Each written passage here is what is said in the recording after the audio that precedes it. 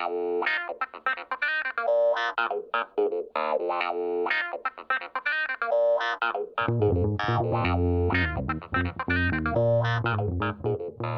everyone, and welcome to another episode of Lever Time. I'm David Sirota. On today's show, we're going to be talking about the ongoing right-wing campaign to indoctrinate your children and everybody's children in America.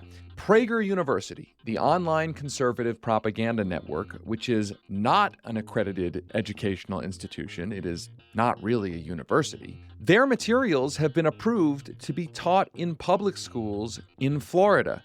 No, this is not a joke, unfortunately. For today's interview, our friends and the hosts of the Audit podcast, Josh Olson and Dave Anthony, are going to be talking with a journalist from Media Matters to discuss Prager's plan to infiltrate the schools across the country.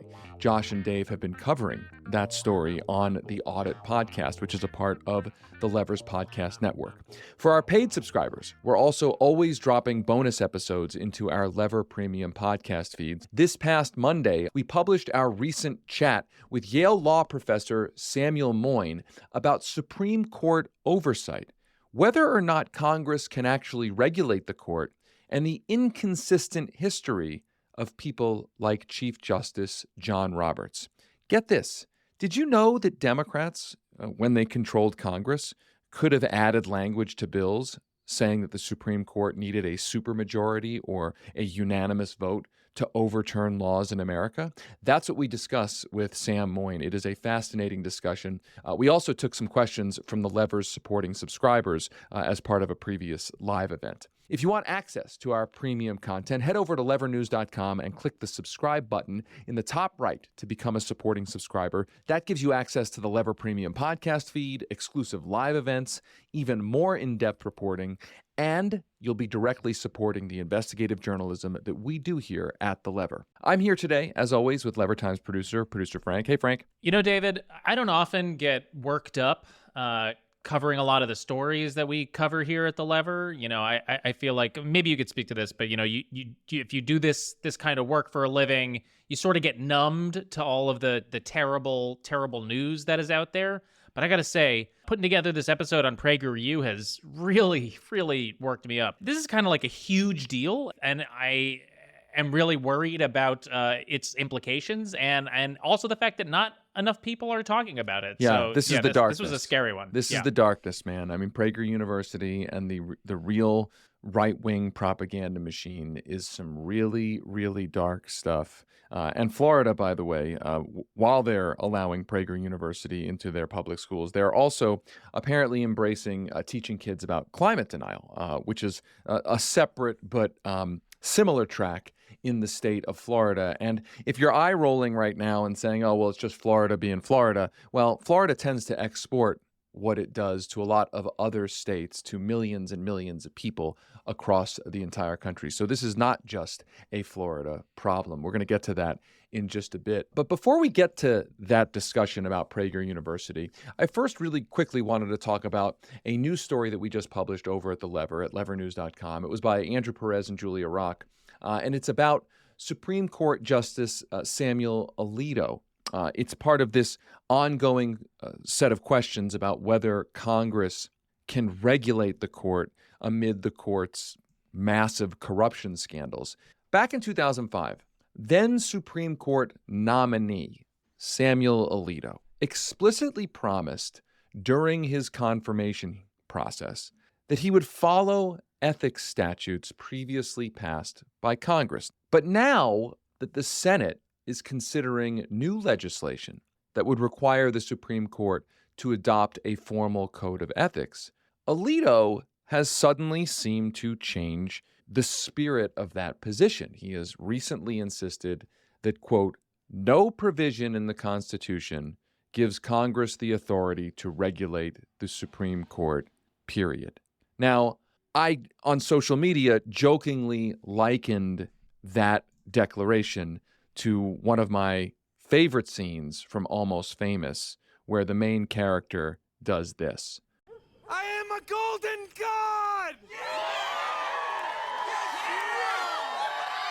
So Samuel Alito apparently thinks he is a golden god. He just gets to do whatever he wants, whenever he wants, and nobody in America is allowed to regulate him at all, not even the lawmaking branch of Congress.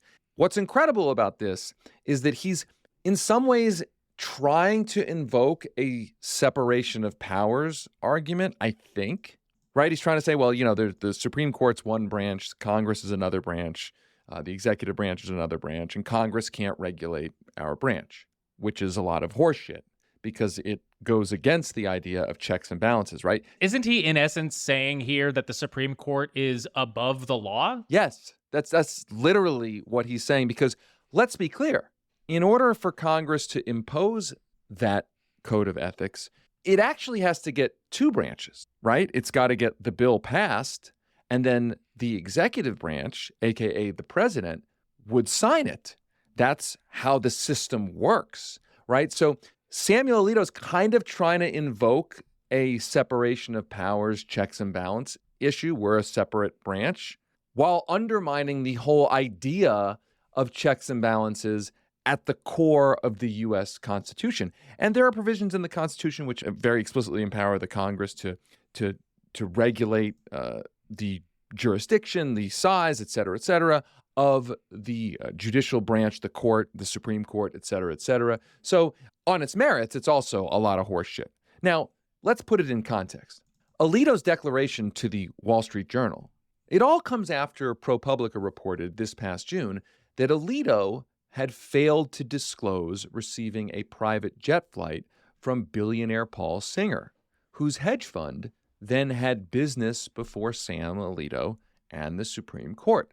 Alito, when that story came out, he claimed that he had not recused himself from that case because, quote, I was unaware of his connection with any of the listed entities, and I had no good reason to be aware of that, even though, of course, Paul Singer's role in the case was widely reported. That detail was so wild to me because this is a Supreme Court justice saying, look, I didn't know all of the details of the case that I was ruling over. Isn't that your one job? You have one job, dude. Don't you have an entire staff whose job is to find all of those details? Yes. That blew my mind. Yes, he does that. He does have a whole staff to do that. So let's put it all together. He's trying to get confirmed. He's like, I explicitly promise that I will follow ethics statutes previously passed by Congress. Then he gets exposed for not following those ethics statutes. Then Congress is like, yo, they're not following the current ethics statutes. So we got to strengthen the ethics statutes. And then Sam Alito runs out and screams, I am a golden god.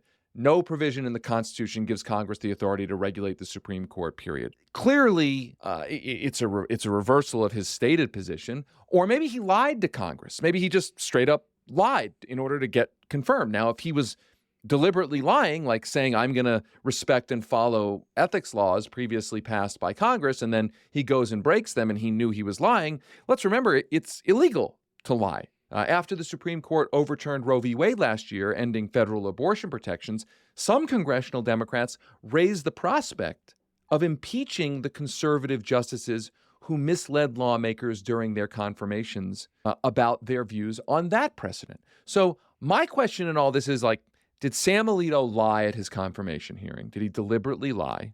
Or was he telling the truth? Then after a couple of years, he just stopped caring about what he said at his confirmation process. And then when his flagrant corruption got brought into the light, did he just say, hey, listen, actually Congress can't do anything to me? I mean, that, if I'm answering my own question, I think Sam Alito actually does think he's a golden god. He's never been elected to an office. He's been appointed to a lifetime appointment and just thinks he can do whatever he wants without any consequences.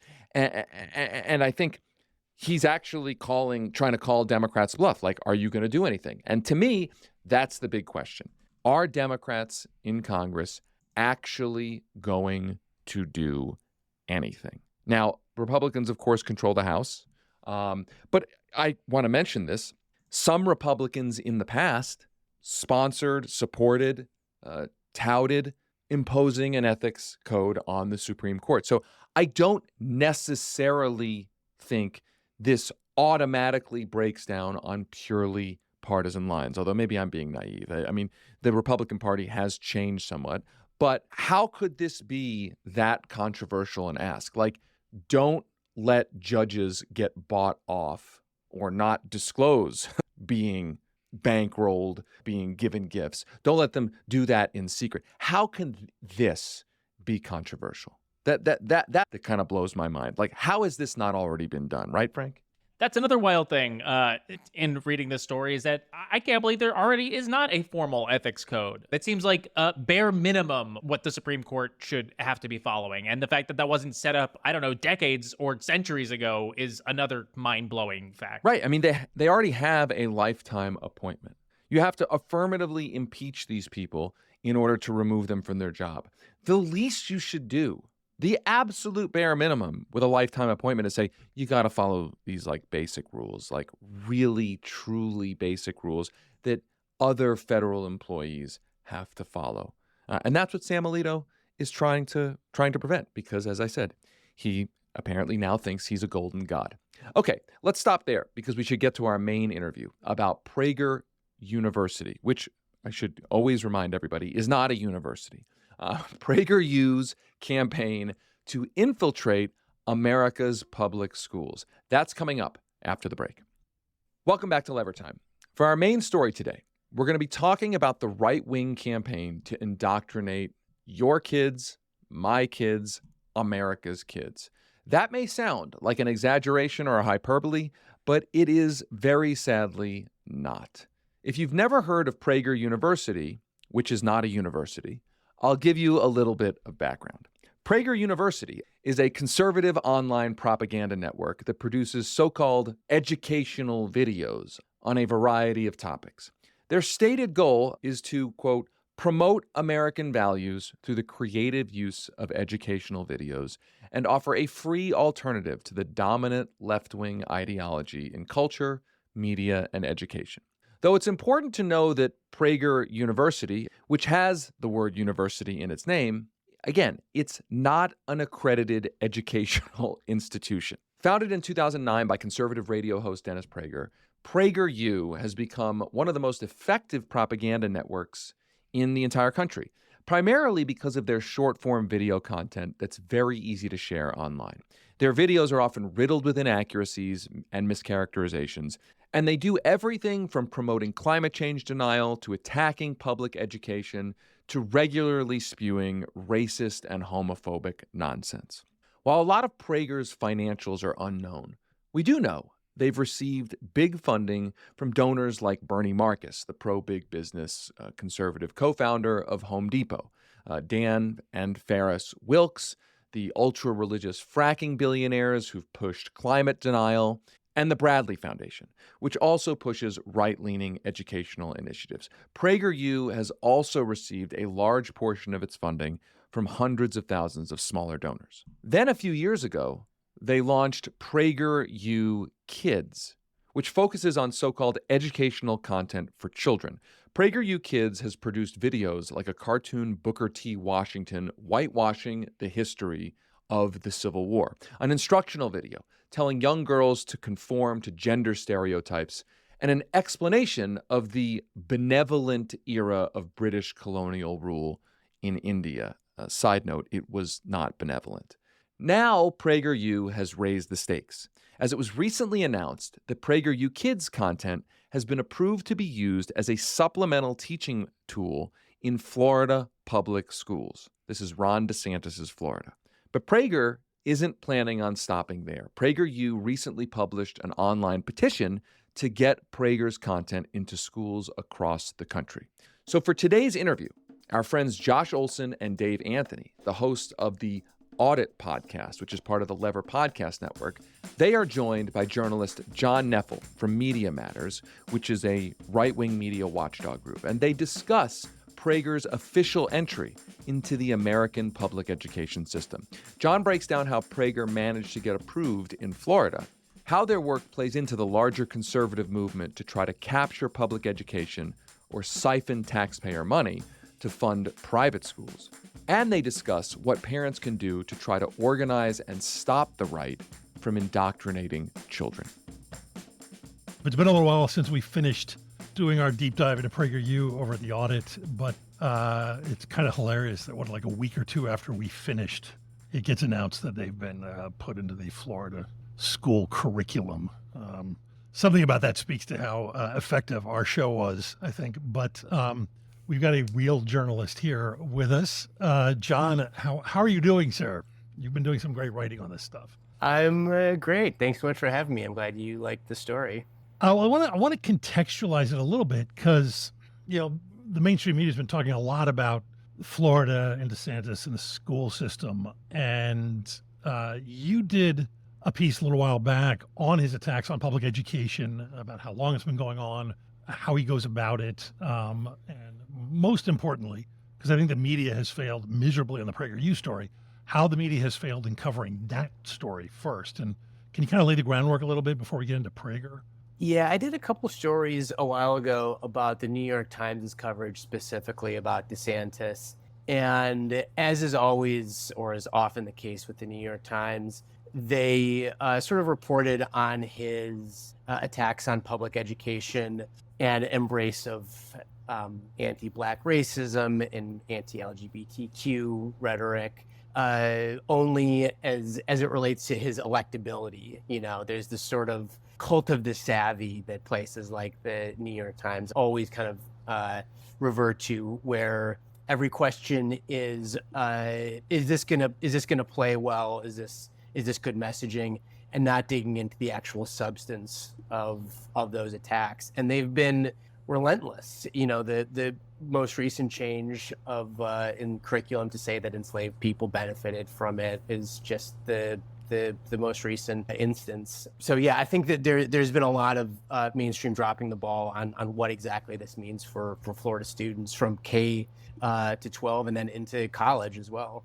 Yeah, and then what startled me, and there's a tendency to sort of go like, it's a subject I'm an expert on. How come you're not talking about this? But last month when they announced that PragerU was going to be part of the curriculum, what really boggled me, and I'm not sitting here expecting the New York Times or anybody else to do really deep dives and tell these full stories, but how are you going to ignore this? Because at one point, when you've got semi-legitimate, at least historians on national TV defending their position that slavery benefited slaves, those people are at least, and I really want to stress, as wrong and as unhinged and as awful as they are at least accredited historians. Prager University is completely upfront about the fact that they're not an actual educational organization. If I had to come up with an answer to what is the opposite of education, it would sound like this. Our mission is to arm people who are on our side with the intellectual ammunition they need to respond to these arguments and to make their arguments really, really simple so you don't have to be a genius to understand them. That's not education. That's indoctrination. That's propaganda. I mean, they're just open about it. You know what I mean? Like, at least the people who are going slavery benefited slaves are like, oh, I went somewhere, I've got accreditation, I'm a historian, here's my argument. These people are openly saying, we're not an educational facility. And now Florida has allowed them in, even before we get into how awful they are and how stupid and how terrible their ideology is. How does that happen? Well, and on the indoctrination question, what's so interesting is that Dennis Prager, the namesake, was at a Moms for Liberty conference in Philadelphia last month. And he said it's a, quote, very fair statement to say that PragerU indoctrinates kids. He then tried to kind of downplay that on his radio show later on. Surprisingly, he was like, take it back. This is reasonable stuff. So yeah, he's actually fairly open about that. And when you go to their website, at the very bottom, it says it's not an accredited university, not associated. Yeah, they with are. I will give them this. It's one of the few places they're completely upfront. They will tell you we are not an accredited educational. They don't pretend otherwise. Branding aside, the sort of TikTok of how this got approved in Florida is a little bit murky, but PragerU CEO Marissa Straight recently told the Miami Herald that Florida did not approach PragerU, and instead they were brought together through, her phrase was, mutual friends. We don't know exactly who those mutual friends are, but one potential clue is that Time Magazine just ran an interview with Straight that was published in the last few days. And she said that the money for PragerU Kids specifically came from a venture capitalist guy named David Blumberg, who is big in the Miami VC community. And if you go to PragerU's 990s, their disclosure forms, he is also listed as one of their directors. So that suggests, he may have been one of the mutual friends. But what's important to know about Florida is that obviously you have DeSantis at the top, and then running the state's Department of Education is a DeSantis acolyte named Manny Diaz, who previously was a Florida state senator. And when he was in the Florida State Senate, he was a co-sponsor of DeSantis's Stop Woke Act. So you have the guy in charge of the entire state's education system, and then the guy who's responsible for the K-12 policies, the K-12 chancellor, is a guy named Paul Burns. And he recently defended the new enslavement benefited slaves curriculum. So across the top of the Florida decision makers, you have DeSantis and DeSantis light, basically. So it's not a huge surprise that PragerU was able to find fellow travelers or mutual friends to get this approval, and then now almost certainly to try to use this as a pry bar to get into other states. Yeah, this is just going to go into all the other states now that are, Republican controlled. It's very obvious what they're doing. The attack on schools has been going on forever, and that's why in Florida we don't see the same violence that we see in California, because in California they'll do the opposite. They'll try to destroy our schools so they can get the funding for their private schools. Yeah, whatever they can't destroy through defunding or through voucher systems that defund by moving the public money into religious and private institutions, whatever they can't destroy that way, they want to capture with this propaganda. And a huge part of that is because they hate teachers' unions. We always have to remember that there's a very clear labor element as well as the kind of indoctrination project that work hand in glove with one another. Yeah, and I want to get into what they're doing in California in a bit because it comes very close to home, especially for Dave, who lives in the school district they're targeting. But we should probably let's give in case our listeners haven't read your piece, they may not be familiar with PragerU because in spite of being this massive, well-funded organization, PragerU kind of flies under the radar in big chunks of the country because I think it's due to primarily Dennis Prager himself, who built a career for decades now as the quote-unquote reasonable Rush Limbaugh. That's sort of how he started out in right-wing radio. And he was a guy who would come to all the same conclusions Limbaugh would, all the same vile, horrible, inhuman, racist, misogynistic, homophobic conclusions. But instead of just screaming about how things were better when he was a kid, he would claim to use some version of Talmudic logic to arrive there. So there's this faux civility. And I've seen him in confrontations too on TV, and he's very good at when people confront him going, well, that's your opinion, and sure, I could be wrong. And that's not considered press-worthy. And the fact that, we get caught up in the delivery system as opposed to what the actual message is. It's like, I'm sorry, I'm a writer. To me, it's like the style is how you deliver a thing, but the substance is exactly the same as Rush Limbaugh's. That's what they learned a long time ago. That's how Phyllis Schlafly defeated the ERA amendment. This is what they know. This is what works. They know they say dumb stuff. Yeah. It upsets us, and they look better. Yeah, well, but some of their clips, this is stuff, these are videos that are made for kids, and they're trying to teach them history. But it was interesting. I had a friend, historian, Danny Bessner, who was one of our guests on the show, and he went through the list of everybody they have in the PragerU roster who does history videos. The same thing with Richard Wolff, who was on our show. And with the exception of one or two kind of egregious examples, people who are really out there, and Dinesh D'Souza and what have you, they hadn't heard of any of these people. Their alleged academics are just so below the radar and so, non-extraordinary in terms of their achievement. It's like they're just giving the dregs to teach history. And then, of course, they're giving them insane stuff. Like here, there's they do Booker T. Washington, and there's two interesting things here. I actually pulled two clips from this one. The first one, this one was kind of ironic. I was looking at it today. I was like, oh my God, I hadn't noticed this before. But it's hilarious in light of the whole slaves benefited from slavery line that they're peddling right now. Was being a slave hard? It was terrible. I rarely got enough to eat, and I worked all the time. Hard work is great when you can benefit from it, but I couldn't because I was a slave. That is, by the way, from a series about a couple of kids who go back in time to meet famous historical figures and get the real deal from them. But in terms of kind of the history that they're teaching, a little bit later in the same conversation. Despite our nation not always living up to our declaration that all men are created equal, I am still so proud and thankful to be an American. Even though you were a slave? Exactly, because I was, and not anymore. America was one of the first places on earth to outlaw slavery, and hundreds of thousands of men gave their lives in a war that resulted in my freedom. So yes, I am proud and thankful. Oh, yeah. When you put it that way, it totally makes sense. So just on a factual level, America wasn't the first to end slavery. Yes. Factually, they're lying. Mexico, Britain, France, Denmark. Haiti. I mean, But they just get to say whatever they want. The only thing I would say that makes me feel somewhat not as concerned as maybe I would have been 10 years ago is my kid is 14 and he's getting all of his information from things like TikTok. And TikTok is the kind of place that really straightens this out. But we're going to have a lot of kids that want to get into colleges, and they're going to only be able to go to red states because they're going to say stuff that is just completely insane. They're locking themselves in. They're locking these kids in.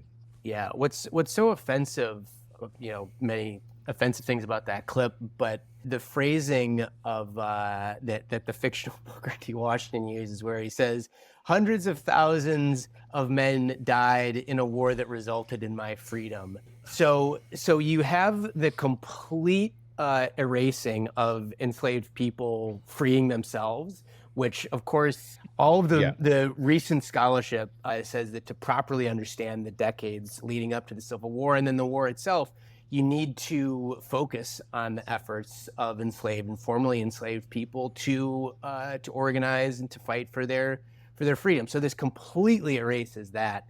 And then it also flattens the distinctions between the Union and the Confederacy. The idea that the war resulted in his freedom is like, well, did anyone do anything to stop that? Was there one side who was fighting for that and one side fighting against it? This sort of idea of like racism without racists, or like a confederacy without Confederates, or something like that.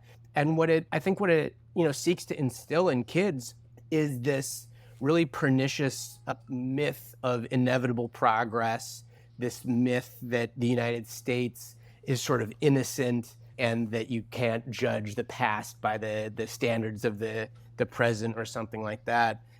But what you were saying, Dave, is I think absolutely correct, is that you're going to have kids, if you grow up on this, and this is just like what you think about the Civil War and the aftermath, you're going to have no shared vocabulary or concepts for anyone who actually knows anything about history. I think what they're trying to combat is a wave of understanding that's coming into young people because they're online so much and they're seeing stuff. And this is one way that they can try to combat it.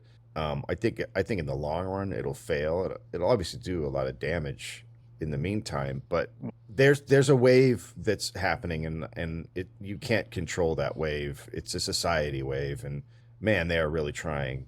But PragerU is the sort of thing when they're going to go in and learn a lesson, you have to tell your kids, here's what you're going to learn. Here's the truth.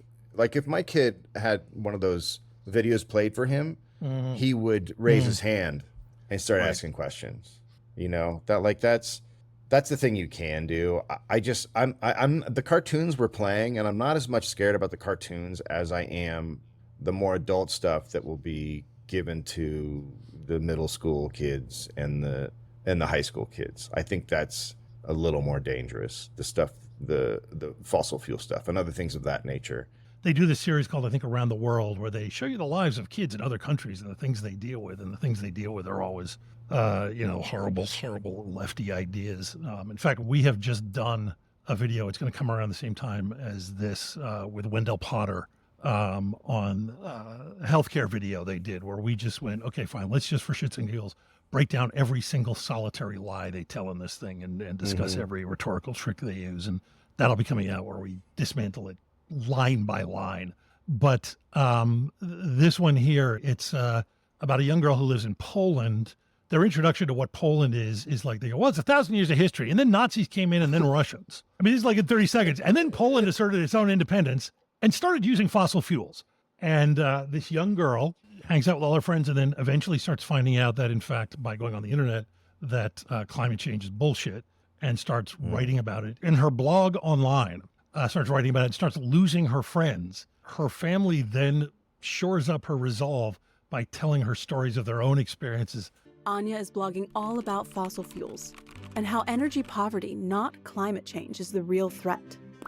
She is presenting evidence from her research in every blog post, but the response is not what she expected. Many readers are posting mean comments. At school, most of her friends barely talk to her anymore. Even Magda, who can smell the fumes from the burning trash, continues to believe that Poland's coal ban is saving the Earth. After many arguments, they've stopped walking together. Losing friends has been hard for Anya, but her family is proud of her for telling the truth. Timon, Clara, and grandfather Jakub are encouraging Anya by sharing their own stories of perseverance. Timon remembers having to meet people late at night in a freezing cellar to avoid the communist authorities. But that didn't stop him from sharing his ideas. Grandfather Jakub tells her about the Warsaw Uprising, when the city's Jews fought back against the Nazis. Jakub remembers helping smuggle food, blankets, and even ammunition to the Jewish resistance fighters through sewer tunnels. Through her family's stories, Anya is realizing that fighting oppression is risky, and that it always takes courage. They are equating being a climate change denier with being a Polish Jew in Warsaw during the Warsaw Uprising, being murdered by Nazis. And what's even more offensive, or compounds the offensiveness, is that they get the name of the event wrong. They're talking about the Warsaw Ghetto Uprising of 1943. The Warsaw Uprising of 1944 was carried out by the Polish underground. So not only is it saying that embracing climate denialism is akin to engaging in one of the most important anti-fascist actions in the history of the 20th century, but also they get it wrong. It's unbelievable.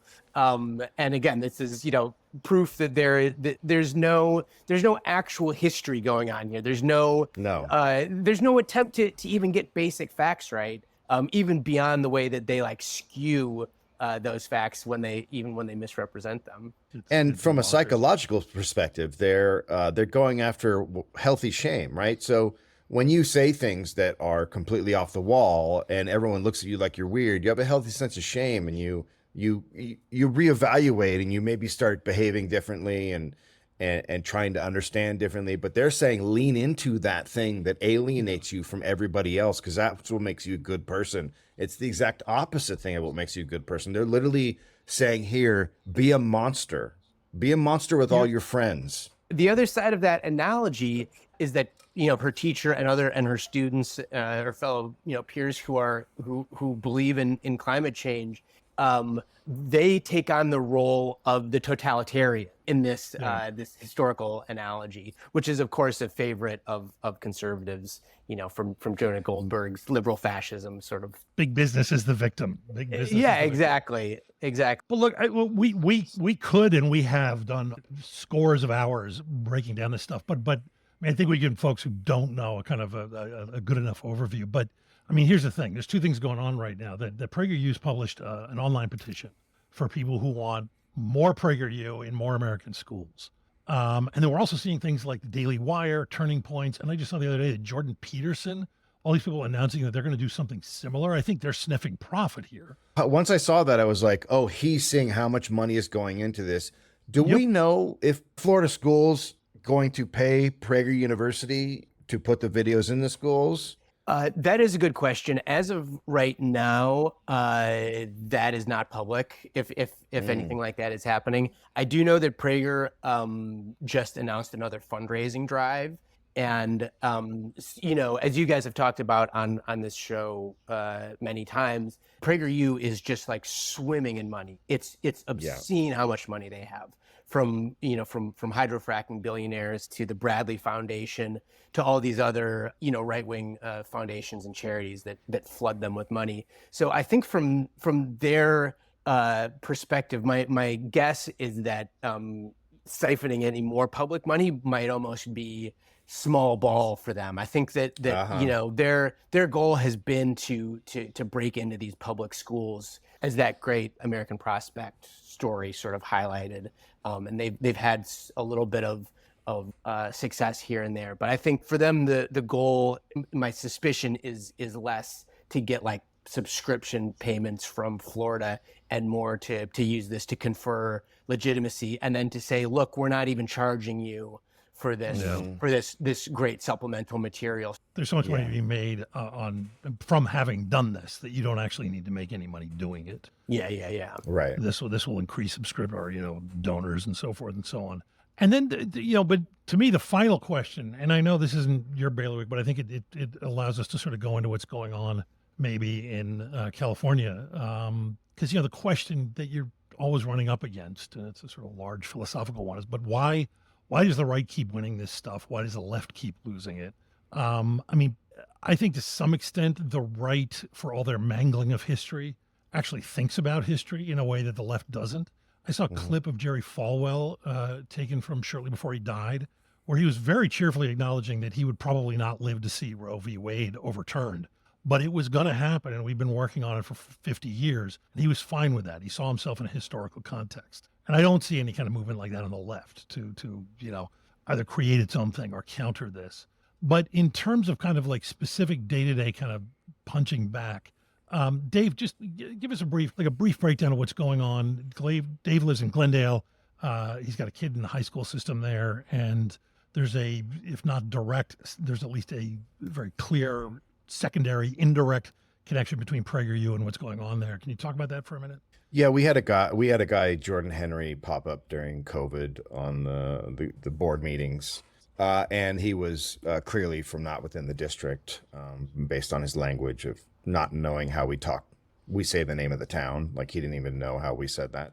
So everyone was very suspicious of him. He was very first anti-communism, anti-CRT, all these the things they're all getting upset about. None of which have anything to do with American high schools. Had nothing to do with American high schools. So that every single board meeting, the board would go, we don't respond to, they usually just let people talk and they don't respond. But every time he would finish, they would go, we don't teach that in our schools. That's not in our curriculum. That's not anywhere.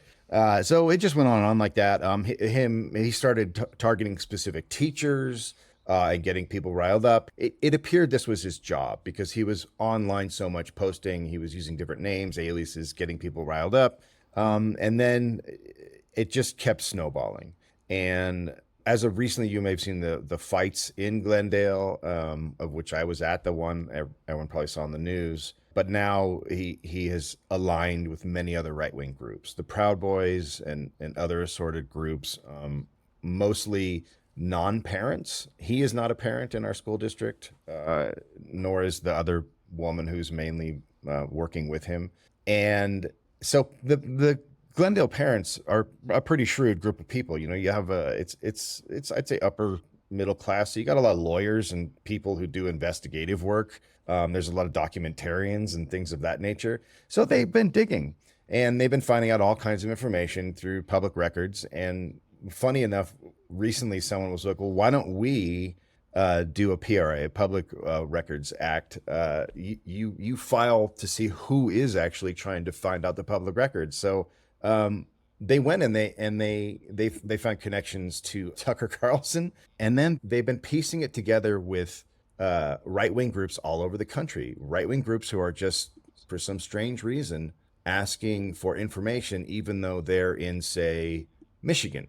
There's a group called the Mackinac Center in Michigan. They've been asking for just hundreds of PRAs from all over the country. They're Koch funded. They're anti-union. They deny climate change. They're everything that PragerU is. And of course, we have Jill. What's Jill's last name? Jill Simonian, who's one of the heads of kids videos at PragerU, she lives in Glendale. Do we finally ascertain that, or we don't know where she lives? But just she starts popping up at the board meetings also. At every Glendale protest, they are there. There's different PragerU people filming stuff. This is clearly the main school district that they have focused on, and the reason is probably because we're in LA County, and we're not in LA USD, but we are in LA County, and if they can get us, that's a big feather in the cap. And as of a few days ago, someone pointed out that one of the parent groups who are associated with them just came out and said, "Look, if you give us our $13,000 in taxes, we will go away." So they're just spelling it out. They're just saying, we want our money to be able to put into our church schools, and we want to take it from the public schools. That's the goal. And so this group of people who are, there's just straight up Nazis in this group. And then there's people like Jordan Henry and other parent groups, and they've all come together. There's about 20 people, and they're the ones doing this in a bunch of school districts around California. They got Chino Hills to implement a very anti-trans, anti-gay things in their school district, and then the governor made them reverse it.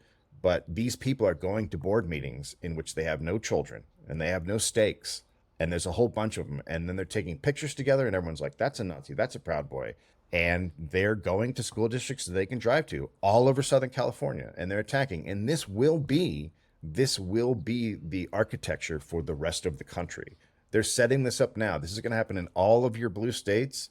They're going to be doing this everywhere. They're setting it up, and they're using PragerU as part of the voice to get it out there. And it's really crazy to be a part of. I never thought this would happen. And something that ties into what we were talking about at the beginning, John, is, I don't know how much of this you'd followed. While this was happening, while this protest, riot, what have you, was going on, we were watching video of people just like literally attacking people in the streets in Glendale. Social media was packed with people identifying high-profile members of the Proud Boys. Here's a video of this guy. Here's a picture of him next to it. This is this person. And all the coverage that was coming out of the LA Times and so on, none of it mentioned it until the noise got so loud that about 24 hours later, the LA Times online piece on it amended. Some people have noted the possibility that there might be right-wing blah, blah, blah, blah at the end. So it's like it's not getting reported on. It's not remotely a possibility. It's absolutely a fact. I know the names of a bunch of them, and I knew them before the Glendale protest started. These are violent fascists, and they have been street fighting for about 4 years. And we know their names, and we know some of them we know where they live. Like, they are very clear street fighters, and the press is completely ignoring that aspect of it. Yeah, there's a real institutional bias towards downplaying exactly that kind of stuff, even when it's plain as day, even when you have reliable researchers, piecing this together in real time. And one of the things that so makes all of this even more, ironic, I guess, with Jill Simonian is that she was quoted in that Time magazine piece. Time magazine asked her who made PragerU Kids videos, who were the experts that they consulted. And she said, "Oh, I'm not going to tell you. We live in a climate right now where people get harassed by the left. And so you have no right to know who's doing this stuff." It's like PragerU Kids videos don't exactly have footnotes at the end. They don't list their citations. So this is happening completely behind closed doors when these people do occasionally pop up in mainstream coverage, and they're asked even a slightly difficult question. They act as though they're being targeted and singled out by the deep state because somebody wants to know who made these videos. And it's a total victim mentality. And it's a signal that they are never going to be transparent or open, even as they try to weaponize existing public disclosure laws. And that's also something that Chris Rufo has really excelled at, unfortunately. And Rufo, of course, is another DeSantis acolyte who is currently in the process of doing his best to destroy New College in Florida. So a lot of these tactics, I think, are very familiar, and a lot of the people and personnel are very familiar across the country here. So I have a two-headed question then, and then we'll go out, because there is just that question of what can we as citizens do about this? There's people who don't have kids in school districts who may not even live there, who are coming to school meetings and doing this stuff. Dave, I would love you to address that part of it, and then John, because you work in media and kind of study this stuff and write about it. Is there anything that anyone can do aside from just constantly harassing and haranguing them, to get the mainstream media to do a better job of telling the truth about what's actually happening here? Yeah, I mean, I think that to take a quick crack at both of those on the local level, the thing that parents really can do that I think is most important is to support local teachers unions, because when teachers are faced with being told to show PragerU Kids content, if they push back, the thing that's going to protect them is their union. And so I think that defending teachers unions is crucial, as is running for school board, showing up at these local meetings, making sure that they're not completely hijacked by these astroturf right-wing wackos who show up and scream about what books they want to have banned. And so I think that operating at the local level is really crucial. And I think also when it comes to the mainstream media responses to this, increased union density in media is also, I think, part of the story. I think that you're just more likely to get better coverage when reporters have more protections like that. In general, it's hard to exert a lot of pressure over these mainstream institutions, though. I think that it has to be a constant drumbeat, and I think that when an organization like PragerU or one of these far right groups like Moms for Liberty tries to launder itself as something it's not, PragerU launders itself as this faux university. Moms for Liberty launders themselves as these, concerned parents. Obviously, none of those things are accurate, and it's pure propaganda. And I think that trying to counter those narratives before they have a chance to set in is really the best way, because once they get lodged in, people are still using the term pro-life to talk about anti-abortion wackos. Yeah. And so once this kind of congeals, and a newspaper reporter is on a deadline for 45 minutes from now, they got to turn around copy. And I think that this is a case where a good offense in terms of fighting back against this right away is much better than trying to dislodge it once it's truly seeped in, which I think is also true for the best way to stop PragerU Kids curriculum or content rather from spreading even further. I think it's a little bit more complicated than people sort of understand, because when you're out there on the street and you're facing these people and you watch them move and their tactics, they're very violent. You can sense it. And when you watch them at a protest try to circle around the back of protesters, know what you're getting into when you go to these things. Understand that there's a way to go online and see if they are actually asking violent members from all over your state to come to this protest. So know what you're getting into, and if you go there to protest and you're a very peaceful person, be aware of your surroundings and if you should even be there. I mean, very honestly, if you're outside the room and there's a protest happening outside, it's a pretty dangerous place. That was my experience. There's also two types of people. There's those of us who are going to confront them, and there's those of us who don't want to confront them. You really have to know how to handle yourself, because it was a really disturbing and scary thing to watch. They're very tactically minded. When you saw that fight, that was them circling around the back of all the parents to try to attack them, and the Antifa people stopping them. So that's what that was.